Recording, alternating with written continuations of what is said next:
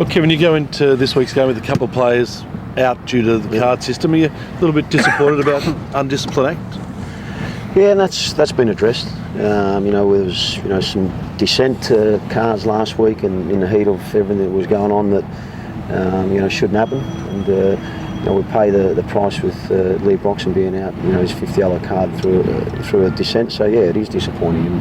And considering he come in last week at fullback and done an exceptional job for us, so it's disappointing to have him not available.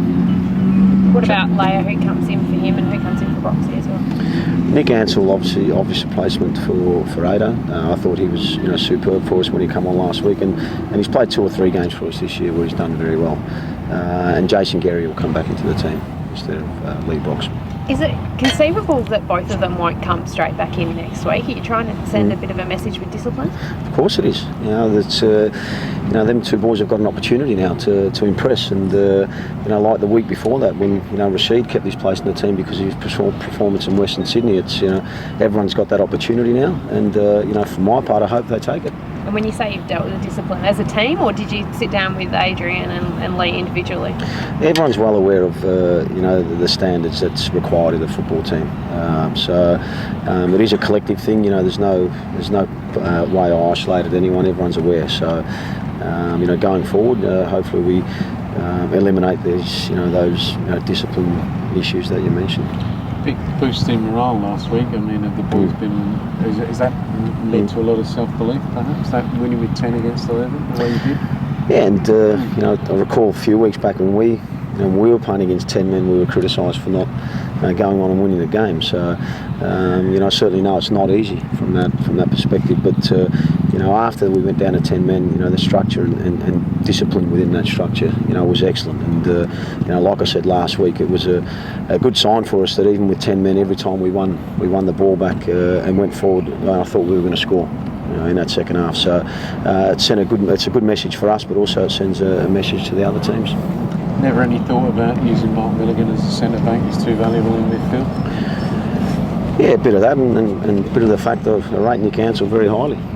I've rated him very, very highly, and as I said, the games he's played this season for us, he's been exceptional. So I had no hesitation in bringing him back into the team.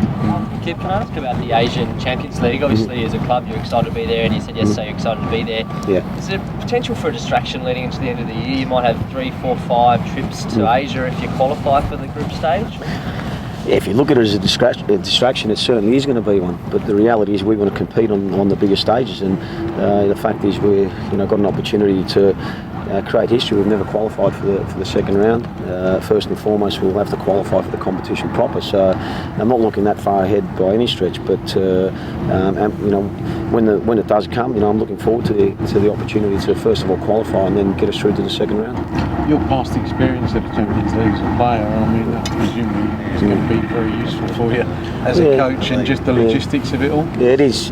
Look, I'm not going to shy away from the fact that it is difficult to try and compete on 2 fronts in finals football and the Champions League. But as I said, we're a million miles away from both of them at the moment, so I'm certainly not giving it any thought whatsoever. Do you think you've got a strong enough squad to compete? Be serious at that level?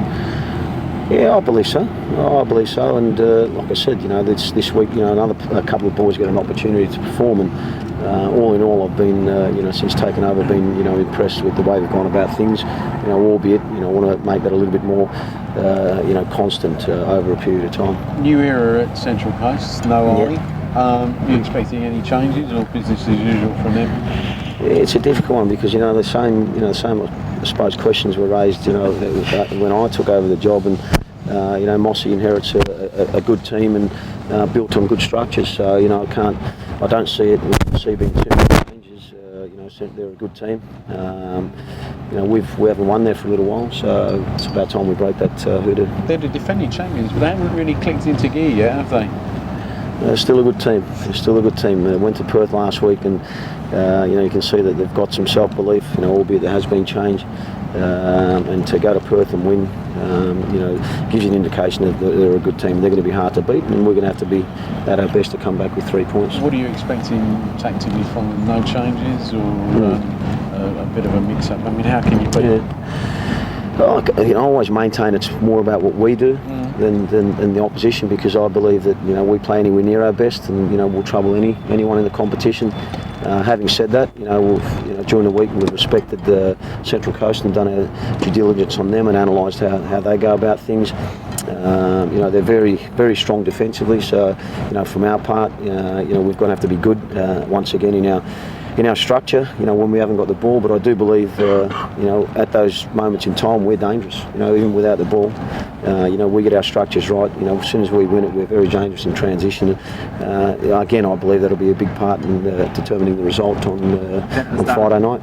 So I bet at the start of the year you wouldn't have thought you'd been coaching a Melbourne Victory side against a Central Coast Mariners side coached by Phil Mice.